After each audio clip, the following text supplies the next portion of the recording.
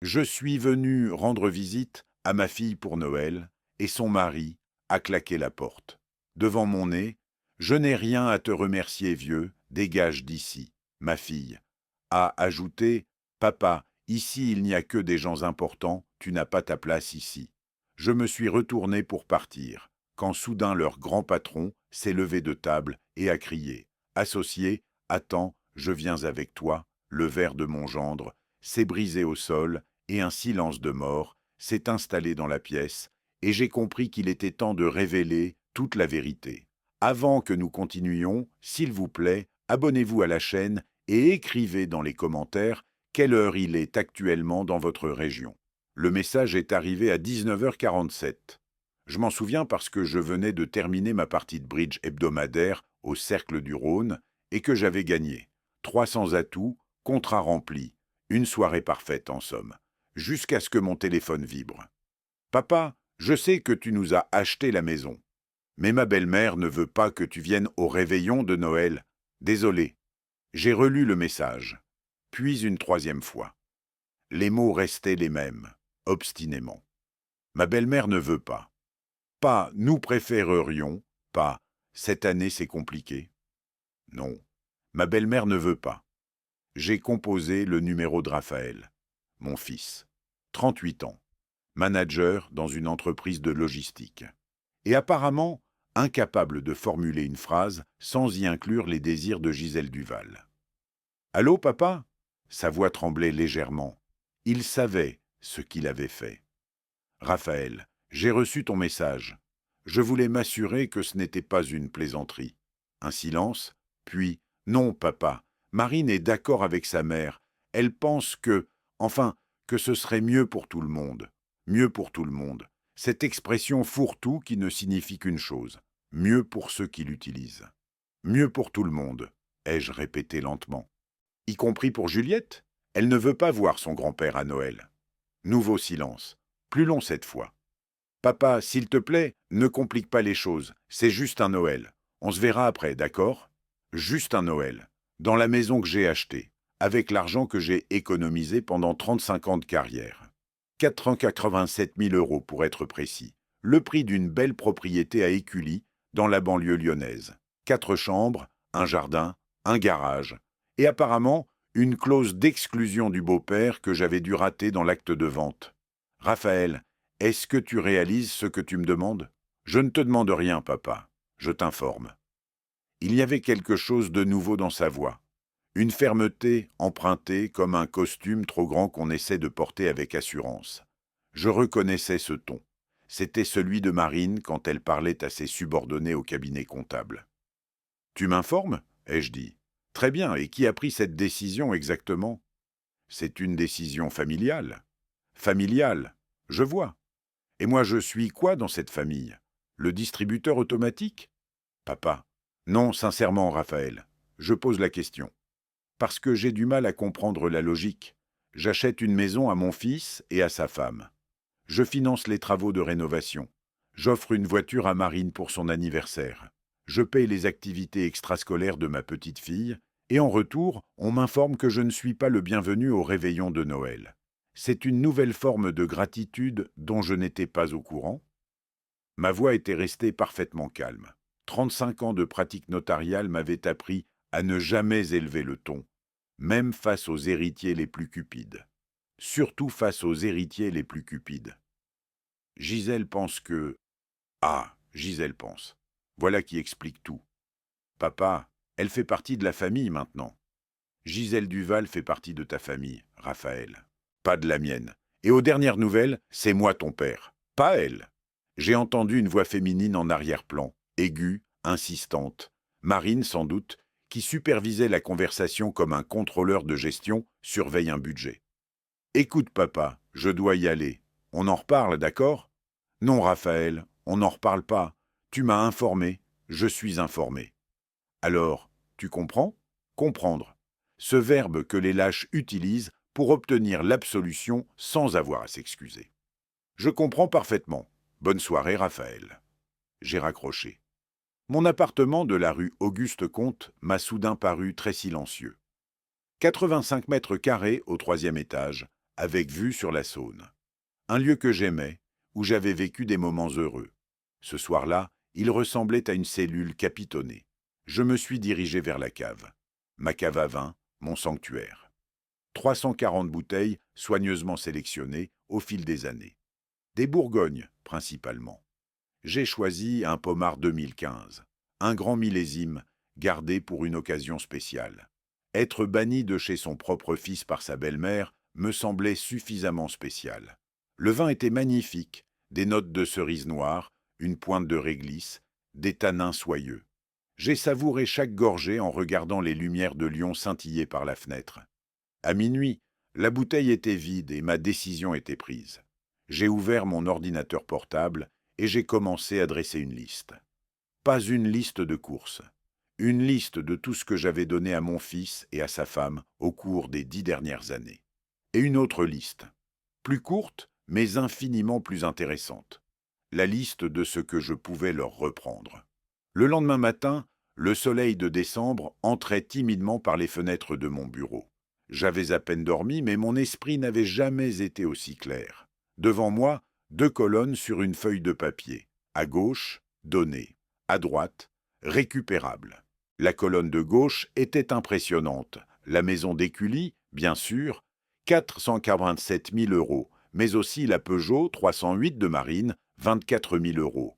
Les travaux de la cuisine, 18 500 €. Le séjour à Marrakech pour leur 5e anniversaire de mariage, 4 200 €.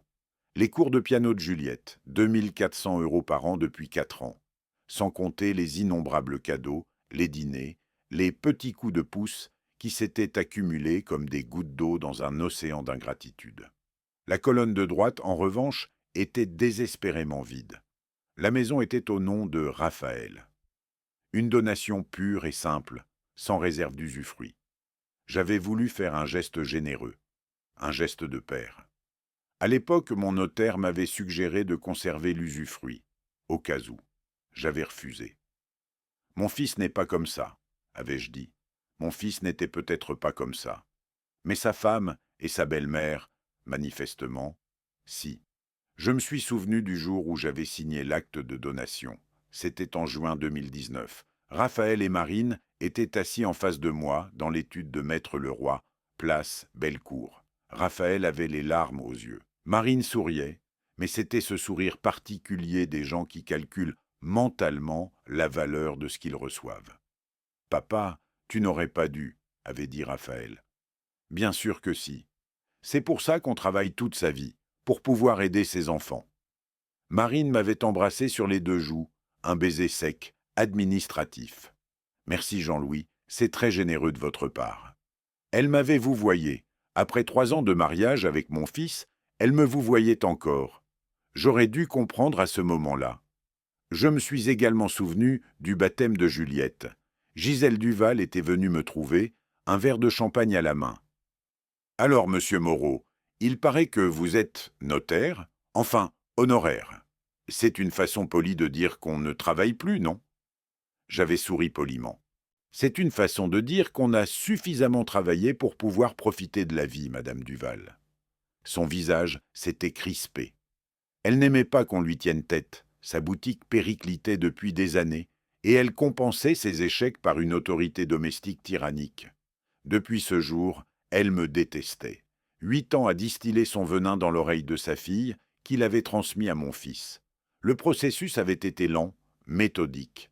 D'abord, les remarques anodines. « Jean-Louis est un peu vieux jeu, non ?» Puis les critiques voilées. « Ton père a des idées d'un autre siècle. » Enfin, l'exclusion progressive, les réunions de famille où j'arrivais et où tout le monde se taisait. Les décisions prises sans me consulter. Les appels de moins en moins fréquents. Et maintenant, l'estocade finale. L'interdiction de Noël. J'ai repoussé ma chaise et je me suis levé. Par la fenêtre, je voyais les quais de Saône, les péniches amarrées, les joggeurs matinaux. Lyon s'éveillait, indifférente à mes tourments.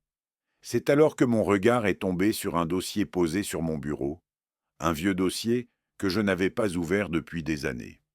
SCI Moreau Patrimoine. La SCI. J'avais presque oublié son existence. Je l'avais créé il y a 15 ans pour gérer quelques biens immobiliers familiaux. Un appartement à Croix-Rousse, vendu depuis, et un local commercial à Villeurbanne, rue du 4 août. Un local commercial que je louais à... J'ai ouvert le dossier, le cœur battant soudainement plus vite. Le bail était là, soigneusement classé. Bail commercial consenti à Madame Gisèle Duval, exploitant sous l'enseigne Élégance Mode. 1800 € par mois. Durée 9 ans, renouvelable. Date de signature 1er avril 2016. Premier renouvellement possible 31 mars 2025, dans 3 mois. J'ai relu le document plusieurs fois, vérifiant chaque clause, chaque condition. En tant que notaire, je connaissais la loi sur les baux commerciaux mieux que quiconque. Le propriétaire pouvait refuser le renouvellement avec un préavis de 6 mois, sans avoir à justifier sa décision. Et dans la SCI Moreau Patrimoine, je détenais 70% des parts. Raphaël en avait 30%, un cadeau que je lui avais fait à sa majorité. Mais 70%, c'était la majorité. C'était le pouvoir de décision. Gisèle Duval louait son local commercial à une société dont j'étais le gérant majoritaire. Et elle ne le savait même pas. Le bail avait été signé par mon ancien associé avant que je ne rachète ses parts. Elle n'avait jamais fait le lien. J'ai souri pour la première fois depuis la veille. J'ai décroché mon téléphone et j'ai composé le numéro de maître Bernard Leroy. Mon ancien élève, devenu notaire à son tour. Pas un ami, non. Un professionnel compétent avec qui j'entretenais des relations cordiales. Maître Leroy, Jean-Louis Moreau à l'appareil. J'aurais besoin d'un rendez-vous, le 3 janvier si possible. C'est au sujet d'un bail commercial. En raccrochant, j'ai regardé de nouveau par la fenêtre. Le soleil était plus haut maintenant, et Lyon brillait sous sa lumière hivernale. Gisèle Duval ne voulait pas de moi à Noël. Très bien. Elle allait découvrir que certains cadeaux ont un prix, et que certains hommes qu'on prend pour des distributeurs automatiques savent aussi fermer le robinet. J'avais trouvé ma première faille. Le magasin de Gisèle était installé dans un local qui m'appartenait. Elle ne le savait pas encore, mais elle allait l'apprendre. Le 3 janvier 2025, à 10 heures précises, je poussai la porte de l'étude notariale de maître Bernard Leroy, place Bellecour. L'endroit n'avait pas changé depuis l'époque où j'y avais moi-même officié avant de prendre ma retraite. Boiserie sombre, fauteuils en cuir patiné, odeur de vieux papier et de cire d'abeille. Le parfum de la tradition française. Maître Leroy m'a reçu dans son bureau avec cette courtoisie professionnelle qui caractérise notre corporation. À 58 ans, il avait gardé cette nervosité des anciens élèves face à leur maître, même après des décennies. « Monsieur Moreau, quel plaisir de vous revoir. Asseyez-vous, je vous en prie. » Je me suis installé dans le fauteuil visiteur, savourant l'ironie de la situation. Combien de fois avais-je été assis de l'autre côté de ce bureau à annoncer des nouvelles qui allaient bouleverser des vies. Maître Leroy, j'ai besoin de votre expertise concernant la SCI Moreau Patrimoine. Plus précisément, le bail commercial du local, rue du 4 août, à Villeurbanne. Il a hoché la tête et a sorti le dossier d'un tiroir. Je l'avais prévenu par téléphone. Il s'était préparé. J'ai examiné les documents, a-t-il dit en feuilletant les pages.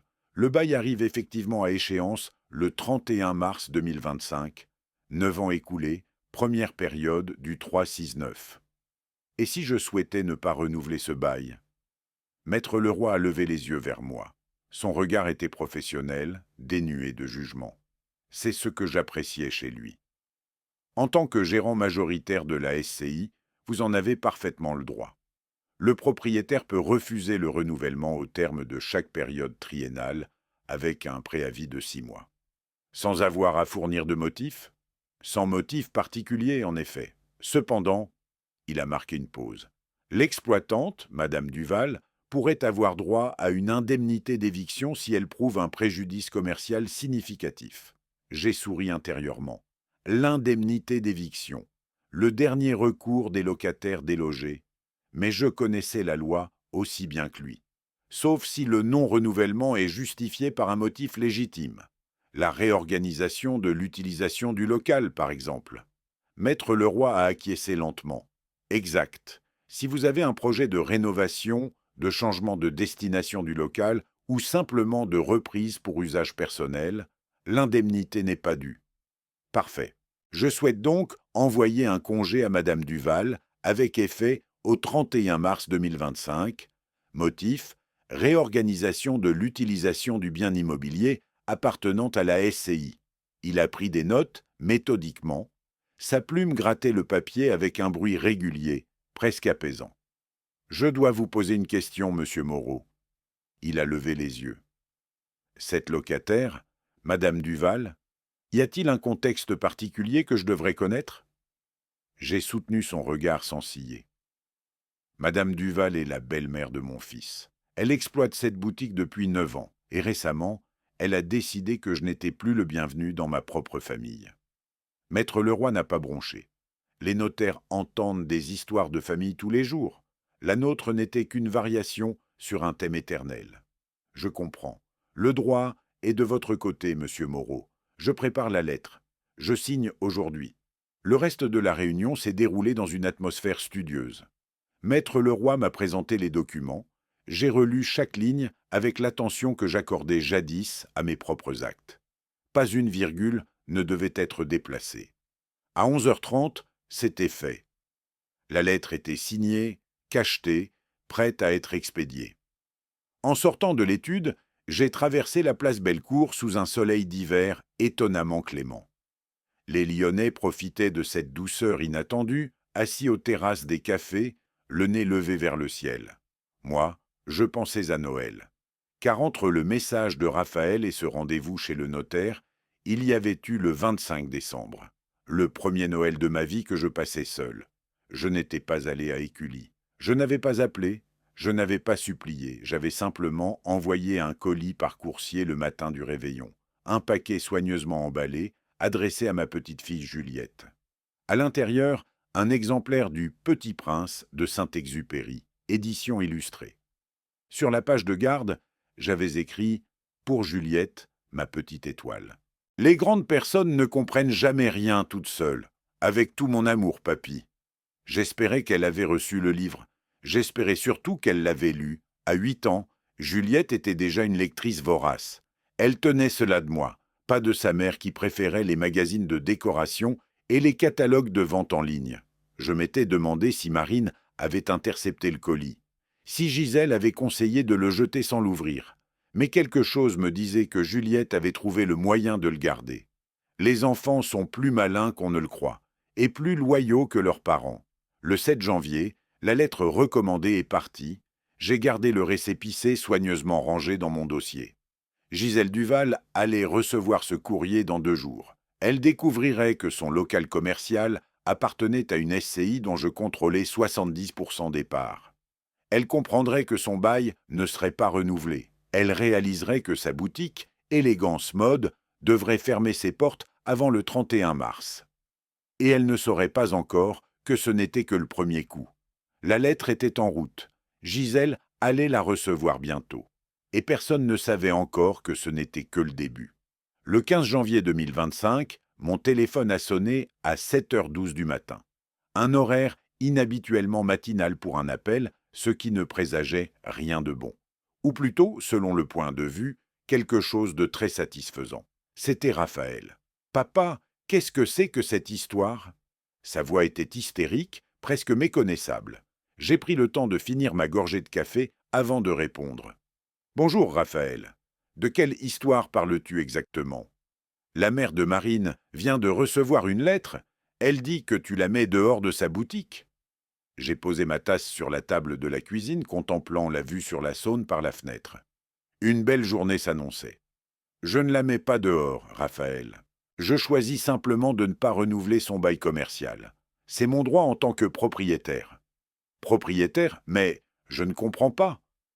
La SCI Moreau Patrimoine, dont je détiens 70% des parts, possède le local où Gisèle exploite sa boutique. Tu en détiens toi-même 30% d'ailleurs. Un cadeau que je t'avais fait à tes 18 ans. Tu te souviens ? Un silence. Je l'imaginais debout dans la cuisine de la maison que je lui avais achetée, essayant de connecter les points. Ce n'était visiblement pas son exercice favori. Mais tu ne peux pas faire ça. Si, Raphaël, je peux, et je l'ai fait. C'est de la vengeance? Non, c'est de la gestion patrimoniale. La vengeance serait d'avoir fait quelque chose d'illégal. Or, tout est parfaitement conforme au code de commerce. J'ai entendu des voix en arrière-plan, Marine certainement, et une autre voix, plus aiguë, plus stridente. Gisèle était là aussi apparemment. Une réunion de crise familiale, et je n'étais pas invité. Quelle surprise! Papa, Gisèle dit qu'elle va te poursuivre en justice. Elle peut essayer, mais je te conseille de lui faire consulter un avocat avant. Elle économisera du temps et de l'argent. Tu es devenu fou! Non, Raphaël, je suis devenu lucide. Il y a une différence. On ne fait pas ça à la famille. J'ai marqué une pause. Cette même phrase qu'il avait utilisée pour justifier mon exclusion du réveillon. La famille. Un mot qu'il brandissait quand ça les arrangeait et qu'il piétinait quand ça les gênait. La famille, dis-tu, la même famille qui m'a interdit de Noël, la même famille qui accepte mes cadeaux mais refuse ma présence? Cette famille-là. Silence. Raphaël, je vais te dire quelque chose. Et je veux que tu écoutes attentivement. Pendant des années, j'ai donné la maison, la voiture, les vacances, les cours de piano de Juliette. J'ai donné sans compter parce que c'est ce que font les pères. Mais donner ne signifie pas accepter d'être humilié. Donner ne signifie pas fermer les yeux quand on vous crache au visage. Papa, non, laisse-moi finir. Ta belle-mère m'a fait exclure de ma propre famille. Ta femme l'a soutenue. Et toi, tu n'as rien dit. Pas un mot. Tu m'as envoyé un SMS, Raphaël. Un SMS pour me bannir du réveillon de Noël. Alors maintenant, tu vas écouter ma réponse. J'ai laissé le silence s'installer. Le bail de Gisèle ne sera pas renouvelé. C'est ma décision, elle est légale, elle est définitive. Si elle veut contester, qu'elle le fasse. Mais dis-lui de ma part que je connais le droit immobilier mieux qu'elle ne connaît la mode. Et que cette fois-ci, ce n'est pas un SMS qu'elle va recevoir. J'ai raccroché. 10 minutes plus tard, on sonnait à ma porte. J'ai regardé par le Judas. Marine, seule, les yeux rouges, le visage défait. Elle a sonné 3 fois, puis a commencé à frapper. « Jean-Louis, ouvrez! Je sais que vous êtes là. Il faut qu'on parle. » Je me suis installé dans mon fauteuil avec un livre. Un recueil de nouvelles de Maupassant. Boule de Suif, pour être précis. L'histoire d'une femme méprisée par ceux-là même qui profitaient de elle. Appropriée, non? Marine a frappé pendant 20 minutes. Elle a pleuré, supplié, menacé. Elle a dit qu'elle allait appeler la police. Elle a dit que j'étais un monstre. Elle a dit que je détruisais sa mère. Je n'ai pas ouvert. Je n'ai pas ouvert, parce que je me souvenais du message de Raphaël. Ma belle-mère ne veut pas que tu viennes. Je me souvenais du ton de Marine quand elle supervisait les conversations. Je me souvenais de 8 ans d'humiliation quotidienne, de remarques acides, d'exclusion progressive. 25 minutes. Elle laisse rester 25 minutes devant ma porte. Puis, le silence est revenu. J'ai repris ma lecture. Maupassant avait raison. Les gens vous méprisent tant que vous leur êtes utile. Et ils vous haïssent quand vous cessez de l'être. Marine venait de découvrir que le distributeur automatique avait une conscience et une mémoire. Février 2025. Le froid avait resserré son emprise sur Lyon et les quais de Saône étaient déserts le matin. J'aimais cette période de l'année quand la ville semblait suspendue entre l'hiver et le printemps, comme si elle retenait son souffle. Moi aussi je retenais mon souffle, en attendant des nouvelles. Elles sont venues le 12 février par l'intermédiaire d'une source inattendue, mon ancien confrère, maître Dumont, que j'avais croisé lors d'une vente aux enchères de vins à Beaune. « Jean-Louis, quelle surprise!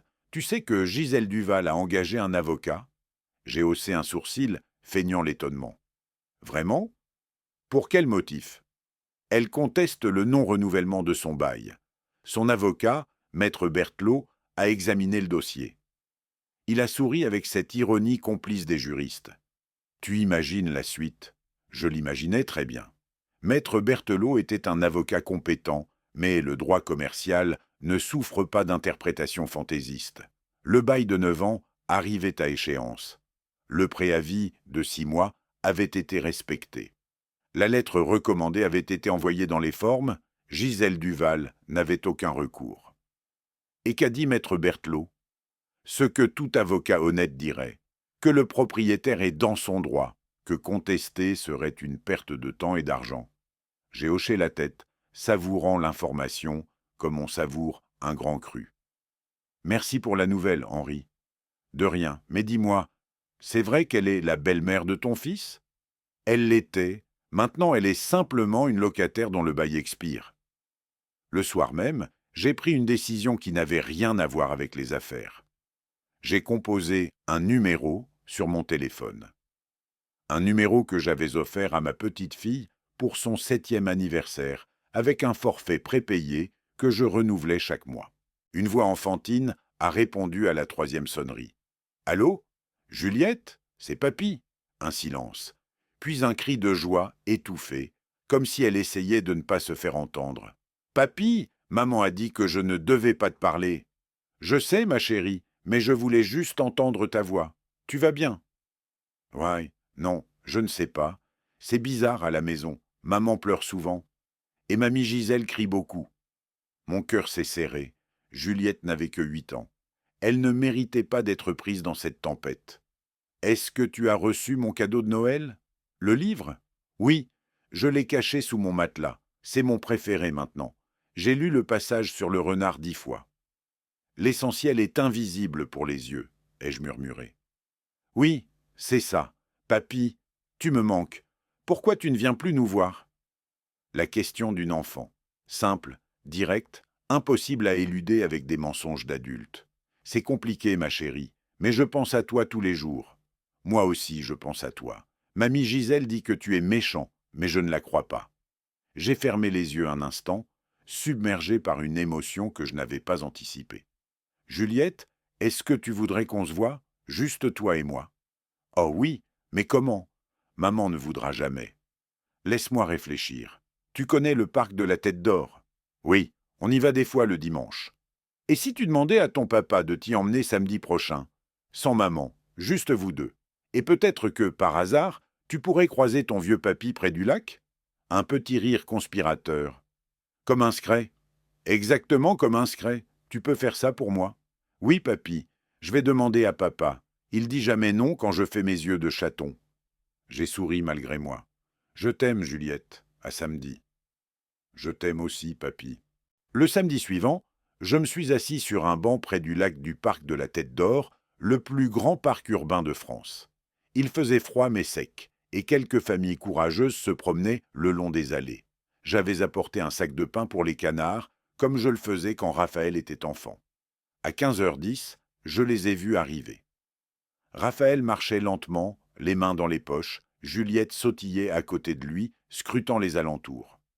Quand elle m'a aperçu, son visage s'est illuminé. Elle a lâché la main de son père et a couru vers moi. « Papy !» Je l'ai serré dans mes bras, respirant l'odeur de son shampoing gaufruin rouge.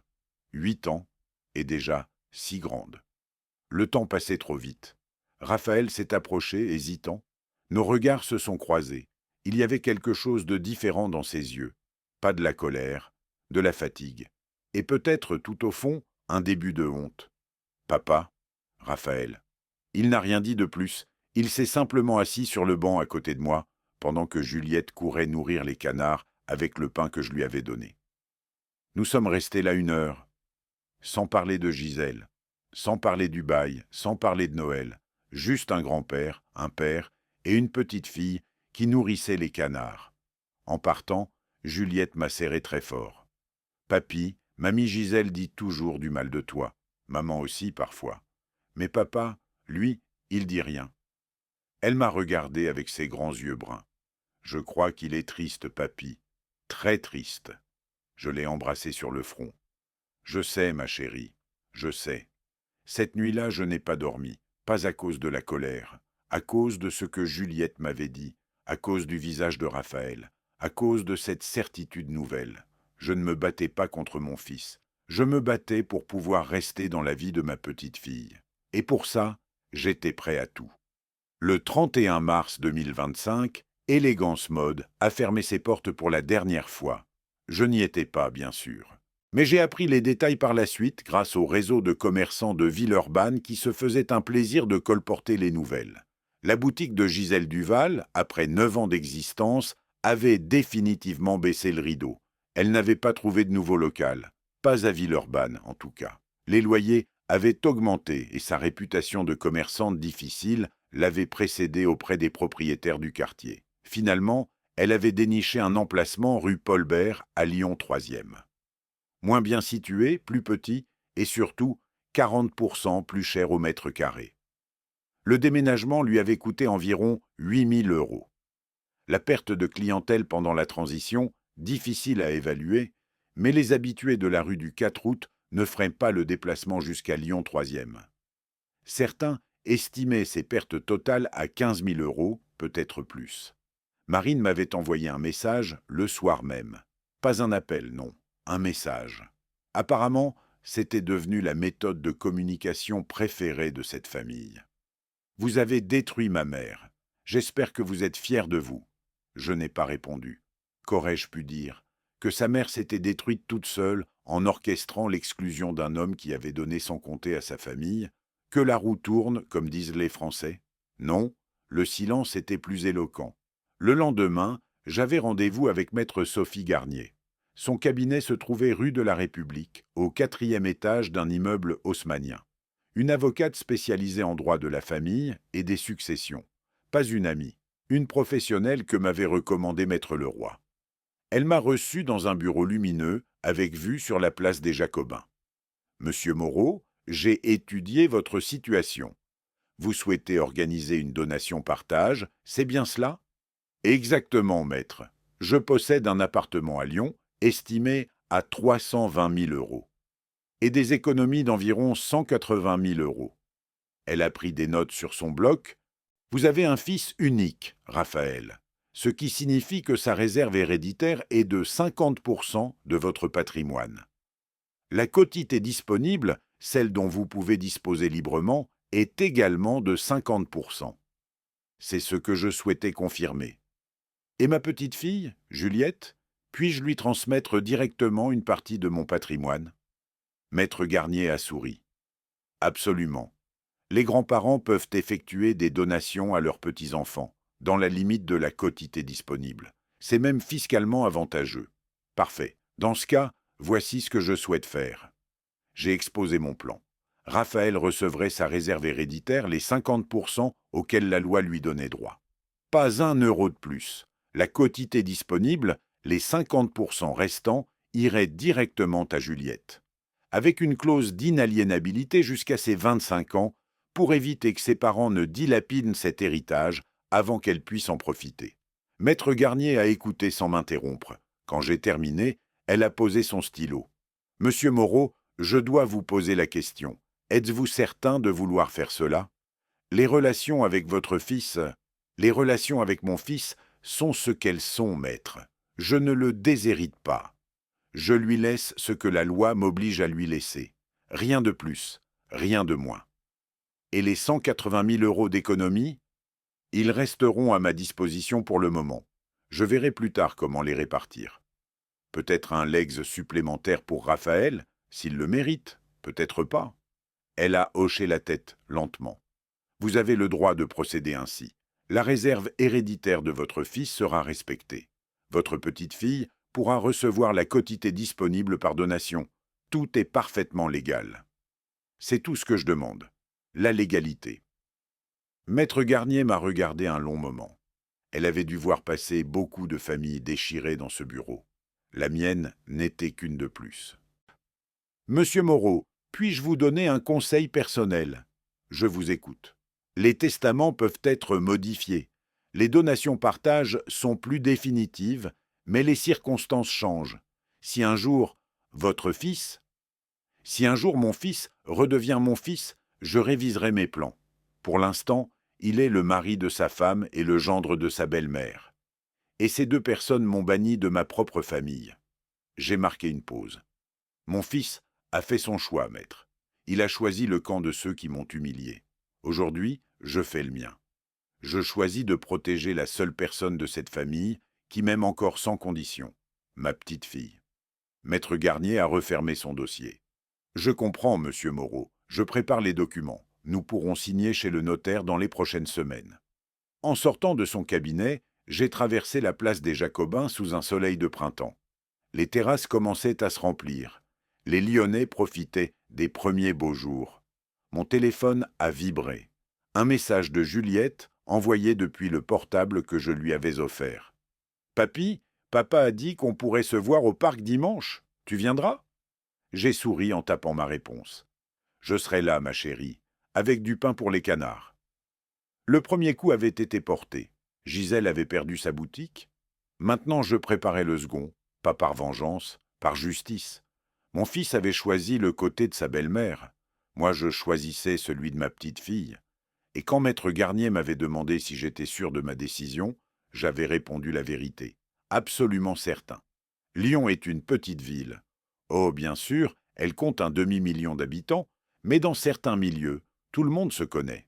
Les notaires, notamment, forment une communauté soudée où les nouvelles circulent plus vite que le Rhône. C'est ainsi que Raphaël a appris, le 15 avril 2025, que son père avait pris rendez-vous chez Maître Leroy pour réorganiser son patrimoine. Je n'ai jamais su qu'il avait informé. Un clerc bavard? Un ami d'amis? Peu importait. L'essentiel était qu'il savait, et qu'il était furieux. Il est arrivé chez moi un samedi matin sans prévenir. J'ai ouvert la porte en peignoir, une tasse de café à la main. « Papa, il faut qu'on parle. »« Bonjour à toi aussi, Raphaël. Entre. » Il a fait irruption dans mon salon, le visage rouge, les mains tremblantes. Derrière lui, par la porte encore ouverte, j'ai aperçu Marine dans la voiture, le téléphone collé à l'oreille. Elle appelait probablement sa mère pour un rapport en direct. « C'est quoi cette histoire de donation? On m'a dit que tu voulais tout donner à Juliette. » J'ai refermé la porte calmement et me suis assis dans mon fauteuil. Pas tout, Raphaël, la moitié. La quotité disponible pour être précis. L'autre moitié te reviendra comme la loi l'exige. C'est du chantage. J'ai bu une gorgée de café, tranquillement. Non, Raphaël, ce n'est pas du chantage. C'est de la gestion patrimoniale. Le chantage serait illégal. Ce que je fais est parfaitement conforme au droit français. Tu ne peux pas faire ça, je suis ton fils. Justement, tu es mon fils. Et en tant que tel, tu es protégé par la réserve héréditaire. Tu recevras 50% de mon patrimoine, quoi qu'il arrive. C'est la loi. Mais les 50% restants, la quotité disponible, je peux en faire ce que je veux. Et j'ai choisi. Il s'est laissé tomber sur le canapé, comme si ses jambes ne le portaient plus. Pourquoi? Pourquoi tu me fais ça? J'ai posé ma tasse sur la table basse. Le moment était venu d'être clair. Parfaitement clair. Tu me demandes pourquoi, Raphaël? Vraiment? Tu veux que je te rappelle le message que tu m'as envoyé le 18 décembre? Ma belle-mère ne veut pas que tu viennes au réveillon. Tu te souviens? Il a détourné le regard. Tu m'as exclu de Noël, dans la maison que je t'ai achetée, sur ordre de Gisèle Duval. Et quand je t'ai appelé pour comprendre, tu as dit que c'était mieux pour tout le monde. Tu te souviens de ça aussi? Papa, c'était compliqué. Non, Raphaël, ce n'était pas compliqué. C'était simple. Tu avais le choix entre ton père et ta belle-mère. Tu as choisi ta belle-mère. C'est ton droit. Mais aujourd'hui, j'exerce le mien. Le silence s'est installé. Par la fenêtre, je voyais Marine qui faisait les 100 pas à côté de la voiture, gesticulant avec son téléphone. « Qu'est-ce que tu veux ?» a finalement demandé Raphaël d'une voix éteinte. « Qu'est-ce qu'il faut que je fasse pour que tu changes d'avis ?» J'ai croisé les mains sur mes genoux. Deux choses. Premièrement, je veux voir ma petite fille, régulièrement, au moins 2 fois par mois, sans surveillance, sans condition, sans que ta femme ou ta belle-mère n'interfèrent. Et deuxièmement, je veux des excuses, publiques, de la part de Gisèle, pour m'avoir fait bannir de ma propre famille, pour 8 ans de manipulation et de médisance, pour avoir transformé mon propre fils en étranger. Raphaël a émis un rire amer. « Tu plaisantes? Gisèle ne s'excusera jamais. Elle pense qu'elle a raison. Alors elle assumera les conséquences de son orgueil, comme je l'ai fait pour le mien. » Il s'est levé brusquement. « C'est ridicule. Tu détruis notre famille pour une histoire d'ego. » « Notre famille ?» J'ai souri, mais sans joie. « Raphaël, je n'ai plus de famille depuis le 18 décembre. Ce jour-là, vous m'avez exclu. Vous m'avez signifié que je n'étais bon qu'à signer des chèques. Aujourd'hui, je vous montre que les chèques ont un prix et que certaines dettes ne se rembourse pas en euros. » Il est parti en claquant la porte. Par la fenêtre, je l'ai vu rejoindre Marine.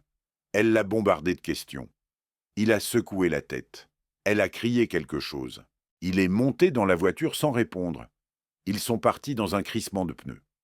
Je suis resté assis un long moment, ma tasse de café refroidie à la main. Ce n'était pas de la satisfaction que je ressentais. C'était autre chose. Une forme de paix, peut-être. La paix de celui qui a enfin dit la vérité. Mon fils était parti furieux. Mais j'avais vu quelque chose dans ses yeux, juste avant qu'il ne claque la porte. Quelque chose que je n'avais pas vu depuis des années. De la peur. Pas la peur de perdre de l'argent. La peur de me perdre, moi. Pour de bon. C'était un début. Un mois a passé. Un mois de silence. Pas un appel de Raphaël. Pas un message de Marine. Même Juliette ne m'écrivait plus sur son petit téléphone. J'imaginais qu'il lui avait confisqué ou qu'il surveillait ses communications. Ce silence me pesait plus que je ne voulais l'admettre. Les dimanches au parc de la Tête d'Or me manquaient. Les petits messages de Juliette me manquaient. Même les disputes avec Raphaël me manquaient. Le silence était pire que la guerre. Puis, le 18 mai 2025, exactement 5 mois après le fameux SMS, Raphaël est revenu, seul cette fois, sans Marine, sans fanfare. Il pleuvait sur Lyon, une de ces pluies de printemps qui lavent les trottoirs et les rancœurs. J'ai ouvert la porte et j'ai trouvé mon fils trempé, les épaules basses, le regard vide. « Je peux entrer ?» Je me suis effacé pour le laisser passer. Il s'est assis sur le canapé, celui-là même où il s'était effondré un mois plus tôt. Mais cette fois, quelque chose était différent. Sa colère avait disparu. À sa place, il y avait une fatigue immense. « Papa, je suis venu te dire quelque chose. » J'ai attendu. J'ai été un lâche. Ces mots, prononcés à voix basse, ont résonné dans le silence de l'appartement. Depuis des années, Marine et sa mère, elles dirigent ma vie. Elles décident de tout, qui on voit, qui on ne voit pas, ce qu'on fait, ce qu'on ne fait pas. Et moi je me suis laissé faire. Parce que c'était plus facile, parce que je voulais la paix. Il a levé les yeux vers moi. Mais depuis Noël, depuis cette histoire de bail, depuis que tu as parlé de donation, j'ai compris quelque chose. Quoi donc? Que je suis en train de te perdre, pour de vrai, et que si ça arrive, je ne me le pardonnerai jamais. J'ai senti quelque chose se fissurer en moi, une armure que j'avais construite, couche après couche, depuis des mois. Raphaël. Attends, laisse-moi finir. Marine m'a donné un ultimatum. Elle dit que si je cède devant toi, si je trahis sa mère, elle demande le divorce. Mon cœur s'est serré, pas pour moi. Pour lui, pour Juliette. Et qu'est-ce que tu vas faire? Il a pris une profonde inspiration. Je ne sais pas encore, mais ce que je sais, c'est que je ne veux plus être dirigé, ni par Marine, ni par Gisèle, ni par personne. Je veux retrouver mon père, même si ça doit me coûter mon mariage. Le silence est retombé. Dehors, la pluie continuait de tomber. Raphaël, ai-je dit doucement, je ne t'ai jamais demandé de choisir entre ta femme et moi. Ce que je t'ai demandé, c'est du respect. Le respect qu'un fils doit à son père. Le respect qu'un homme doit à celui qui l'a élevé, nourri, soutenu pendant 38 ans. Je sais, papa, je sais. Alors voici ce que je te propose, un compromis. Il a relevé la tête. Si tu me garantis que je peux voir Juliette régulièrement, au moins 2 fois par mois, sans obstruction de Marine ou de Gisèle, et si Gisèle présente des excuses sincères pour ce qu'elle a fait, je réviserai mes plans. La quotité disponible restera destinée à Juliette, mais j'ajouterai un legs dans mon testament. Un legs substantiel, prélevé sur mes économies, qui te reviendra à condition que tu continues à respecter notre accord. Et si Gisèle refuse de s'excuser? Alors rien ne change. Tu recevras ta réserve héréditaire, 160 000 € environ, pas un centime de plus. Et Juliette recevra le reste à ses 25 ans. Raphaël a réfléchi un long moment. Je voyais les rouages tourner dans sa tête, les calculs, les conséquences, les choix impossibles. Et Marine, qu'est-ce que je lui dis? Tu lui dis la vérité, Raphaël, que tu as un père qui t'aime. Et que l'amour d'un père a un prix, le respect. Il s'est levé. Cette fois, pas de porte claquée, pas de cris, Juste un homme de 38 ans qui essayait de trouver son chemin. Je vais essayer, papa. Je ne peux rien te promettre, mais je vais essayer. C'est tout ce que je te demande. Il est parti sous la pluie. Je l'ai regardé s'éloigner depuis la fenêtre, sa silhouette se fondant dans la grisaille lyonnaise. Mon fils avait fait un premier pas. Un tout petit pas, fragile comme une promesse d'ivrogne. Mais un pas quand même. La question était, aurait-il la force d'en faire d'autres? Ou Marine et Gisèle réussiraient-elles à le ramener dans leur camp? Je ne connaissais pas la réponse. Mais pour la première fois depuis des mois, j'avais de l'espoir. Raphaël était reparti différent, plus droit, plus déterminé. Le temps dirait s'il avait vraiment changé, ou s'il jouerait simplement un nouveau rôle. Mais quelque chose dans son regard, quand il avait dit « Je ne veux plus être dirigé », m'avait touché. C'était le Raphaël d'avant, le garçon qui avait des rêves avant que Marine et sa mère ne les étouffent. Ce garçon existait encore quelque part, et j'allais l'aider à ressortir, même si le prix à payer était élevé. Pour lui, pour moi, pour nous tous. L'été 2025 a été le plus mouvementé de ma vie. Début juillet, Marine a tenu sa promesse. Elle a déposé une demande de divorce auprès du tribunal de grande instance de Lyon. Raphaël m'a appelé ce soir-là, la voix blanche. « C'est fait, papa. Elle a signé les papiers. » Je n'ai pas ressenti de triomphe, juste une forme de tristesse résignée. Un mariage de 10 ans qui s'effondrait comme un château de cartes. Et Juliette? Marine veut la garde exclusive. Elle dit que je suis un père incompétent, manipulé par son propre père. Un rire amer. C'est presque comique, non? Ça ne l'était pas. Pas du tout. J'ai recommandé à Raphaël un avocat spécialisé en droit de la famille, maître Vincent Bertrand, dont j'avais croisé le chemin plusieurs fois pendant ma carrière. Pas un ami, mais un professionnel redoutable. La procédure s'est accélérée. Audience de conciliation fin juillet. Assignation début août. Et surtout, la question de la garde de Juliette. En France, à partir de 8 ans, l'avis de l'enfant peut être recueilli par le juge aux affaires familiales. Juliette avait 8 ans et demi. Sa voix compterait. L'audience préliminaire a eu lieu le 28 août 2025. Je n'étais pas présent. Ce n'était pas ma place, mais Raphaël m'a tout raconté le soir même. Le juge, une femme d'une 50aine d'années au regard perçant, avait demandé à entendre Juliette seule dans son bureau. Marine avait protesté, arguant que l'enfant était trop jeune. Le juge avait balayé l'objection d'un geste. Juliette était ressortie après 20 minutes. Le juge avait ensuite convoqué les deux parents. « J'ai posé une question simple à votre fille », avait dit le juge. « Je lui ai demandé pourquoi elle voulait vivre avec son père plutôt qu'avec sa mère. » Marine avait rougi. « Et qu'a-t-elle répondu » avait demandé l'avocat de Raphaël. Le juge avait consulté ses notes. Juliette m'a dit, et je cite, « Parce que papa aime papy, et maman, elle dit toujours du mal de papy.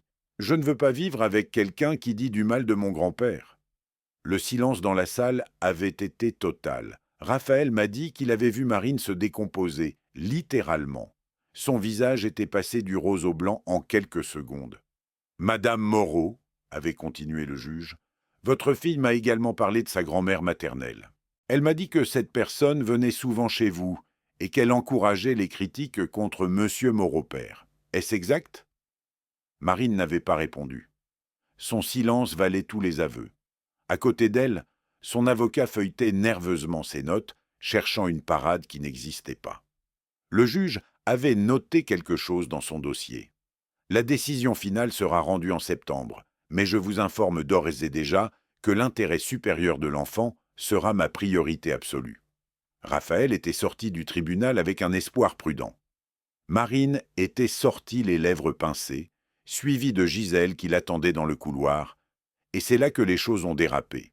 Gisèle Duval, qui avait perdu son magasin en mars, qui voyait sa fille perdre son mariage en août, qui me tenait pour responsable de tous ces malheurs, a décidé de passer à l'offensive directe.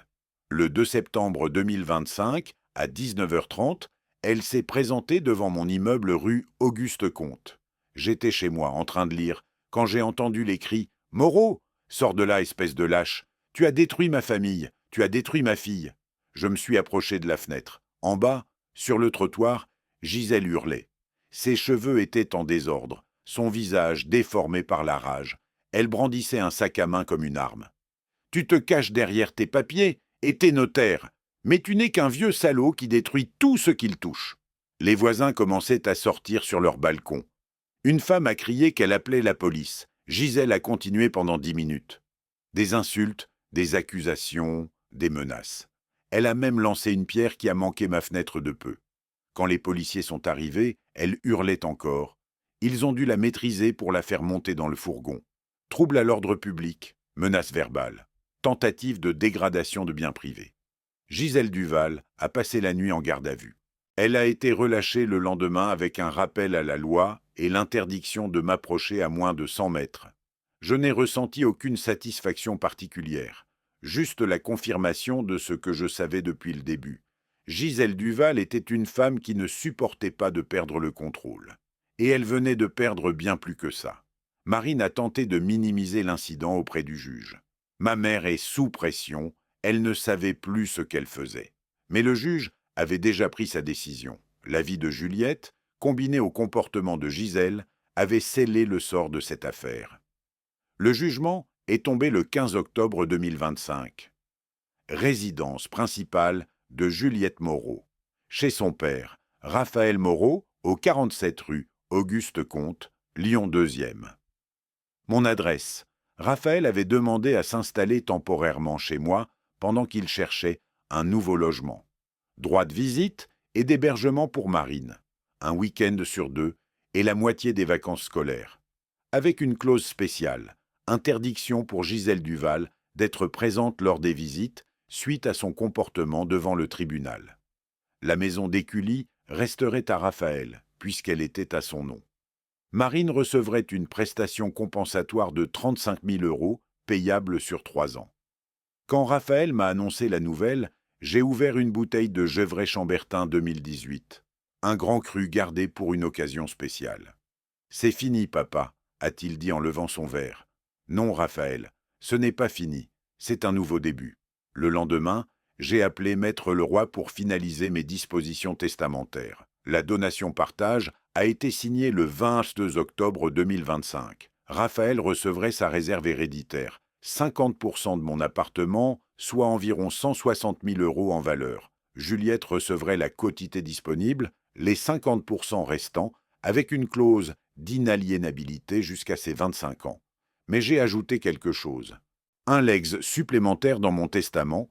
Si Raphaël continuait à faciliter mes relations avec Juliette, il recevrait 60 000 € de mes économies à mon décès. Une incitation à maintenir les liens familiaux. Maître Leroy a lu les documents avec attention. C'est parfaitement légal, monsieur Moreau, et si je puis me permettre, c'est élégant. Élégant. Le mot m'a fait sourire. Le 25 décembre 2025, pour la première fois depuis 1 an, je n'ai pas passé Noël seul. Raphaël et Juliette sont arrivés à midi. La petite portait une robe rouge que je lui avais offerte et un sourire qui valait tous les cadeaux du monde. Papy. Elle s'est jetée dans mes bras. J'ai respiré l'odeur de son shampoing aux fruits rouges comme je l'avais fait au parc de la Tête d'Or, des mois plus tôt. Le repas était simple. Une dinde au marron, des pommes de terre sarladaises, une salade de mâche. Et pour le dessert, une bûche au chocolat que Juliette avait aidé Raphaël à préparer. J'ai ouvert une bouteille de Pommard 2020.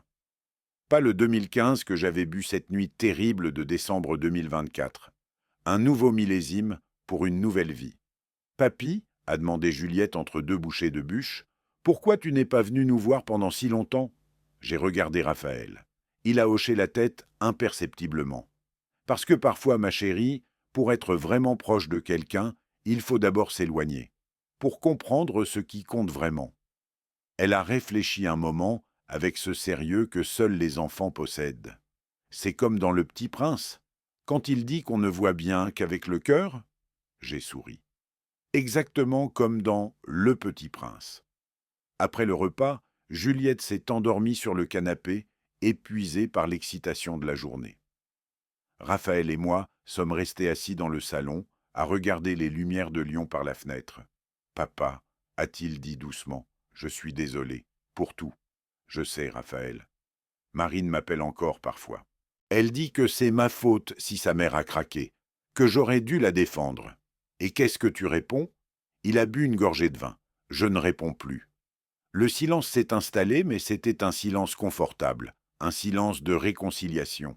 1 an plus tôt, mon fils m'avait envoyé un message pour me bannir de sa vie.